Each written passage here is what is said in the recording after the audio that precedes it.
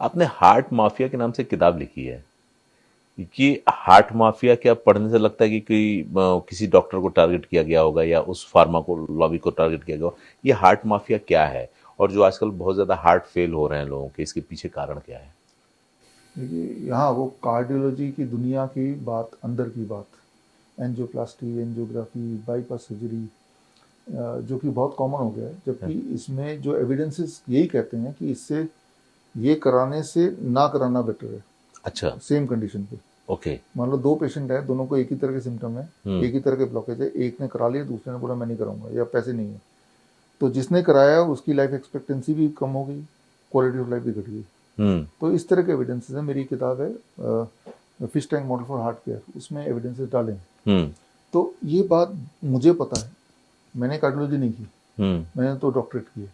हम्म। तो ये बात उस डॉक्टर को भी तो पता होगी, वो तो इसी में घुसा हुआ है, उसके बावजूद भी वो लिख रहा है।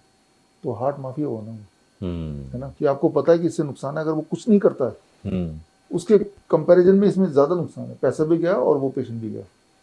तो वो जो अंदर के लोगों को लगता है कि एक बार बोलेंगे कि भाई एंजियोप्लास्टी नहीं करा तो मर जाऊंगा, बल्कि एंजियोप्लास्टी कराएंगे तो उनकी मरने के चांसेस बढ़ जाते हैं। हम्म। एविडेंस तो यही कहता है। हम्म। और ये एविडेंस जब कहता है फिर भी आप वही काम करते हैं just because it is your profession और बिजनेस, तो उनको तो हम हार्ट माफी बोलेंगे। पब्लिक तो बहुत डरी होती है सर, जिसके घर में कोई ऐसा केस निकल के आता है ना, वो तो मतलब डर में जीता है। ऐसे में उसे क्या करना चाहिए अगर कोई जब ऐसा केस भी जब है? आप डर जाओगे तो आपको लूटना आसान है। को लूटने के लिए पहले डराना पड़ता है।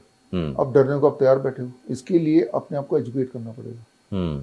अपने जैसे मैंने जो कुछ बताया, जो सुन रहे हैं, तो हम्म। जो मैंने बताया किताब भी बता दी, आप क्रॉस वेरीफाई कीजिए, हम्म। एजुकेट योरसेल्फ, है हम्म। ना। डर से जीत कैसे सकते हैं, नॉलेज से की पावर से जीत सकते हैं। तो नॉलेज तो पेशेंट को या पर्सन को लेना ही पड़ेगा, है ना, क्योंकि आज की तारीख में अगर वो सोचे कि मेरी हेल्थ का ध्यान वो हॉस्पिटल रखेगा, वो नहीं रखने वाला, वो तो अपने बेनिफिट का ध्यान रखेगा। तो मान के ही चलो कि भाई वी हैव टू बिकम, जैसे मान लो आप ऐसी जगह पे रहते हैं जहाँ पे गब्बर सिंह का प्रकोप है, तो अपने पास बंदूक तो रखना ही पड़ेगा ना, बात तो सही है है। ना। तो अपने पास नॉलेज इज बंदूक, हम्म। नॉलेज नहीं होगा तो पिटने को तैयार हो। लेकिन डर तो, वो तो पेशेंट डरता है ना कि डॉक्टर से क्रॉस क्वेश्चन करेंगे तो हमारे मरीज को ऐसा वैसा कर देगा या इलाज नहीं करेगा। देखिए, डॉक्टर ने ऐसा माहौल बना रखा है, क्रॉस क्वेश्चन कोई ना करेगी, क्रॉस क्वेश्चन करने से फंस जाएगा। हाँ, क्रॉस क्वेश्चन कोई नहीं कर पाता है पहला ना। क्रॉस क्वेश्चन यही कर दे कि एंजियोप्लास्टी नहीं कराने से ज़्यादा मैं लंबा जीऊंगा या कराने ज़्यादा जीऊंगा, इसका मुझे एविडेंस दे दो। हम्म। इतना ही पूछ ले। तो कहेगा फिर जहाँ इलाज कराना है कराओ, यहाँ क्यों आए हो? हाँ, नहीं यहाँ क्यों आए, पैसे तो फिर भी दूंगा, आप हाँ। एविडेंस तो दे दो। हाँ। नहीं देंगे, है ही नहीं एविडेंस, देंगे कहाँ से? Evidence is not there. जैसे कीमोथेरेपी है, कीमोथेरेपी कराने से इन कंपैरिजन टू नहीं कराने से, जो नहीं कराएगा उसकी ज़िंदगी लंबी, उसके क्वालिटी ऑफ लाइफ ज़्यादा अच्छा इन कंपैरिजन टू कराना। तो हम्म। कोई कराने कराते क्यों है, कोई करने क्यों बोलता है? लेकिन ये बात ना तो पब्लिक को पता है, और सबसे इम्पोर्टेंट बात, जैसे अभी पता चल भी गई और वो हिचकेंगे बोलने से, है ना। तो ये जो हिचक है ये कैसे ठीक होगा, जब आपके पास नॉलेज की पावर होगी।